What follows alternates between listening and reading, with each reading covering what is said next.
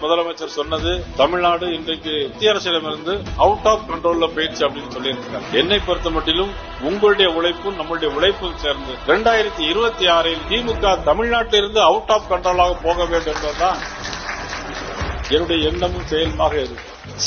அவர்கள் சொன்னது எந்த வந்தாலும் இங்க ஒன்னும் செய்ய முடியாது, எந்த வந்தாலும் இங்க ஒன்னும் செய்ய முடியாதுன்னு சொல்லியிருக்கிறாங்க முதலமைச்சர். நான் முதலமைச்சருக்கு சொல்லிக் கொள்வேன், அந்த ஹரியானாவுக்கு போனார், அங்கே பாரதிய ஜனதா கட்சியினுடைய ஆட்சி வந்தது. அந்த மகாராஷ்டிரா மாநிலத்துக்கு போனார், மகாராஷ்டிரா மாநிலத்தில் பாரதிய ஜனதா கட்சியினுடைய ஆட்சி வந்தது. அந்த டெல்லி பட்டணத்துக்கு போனார், ஆம் ஆத்மா கட்சியிலிருந்து பாரதிய ஜனதா கட்சியை ஆட்சியை கொண்டு வந்தார். அந்த இன்னைக்கு தமிழ்நாட்டிற்கு அடிக்கடி வருவார், தமிழ்நாட்டில் பாரதிய ஜனதா கட்சி ஆட்சிக்கு வரும்.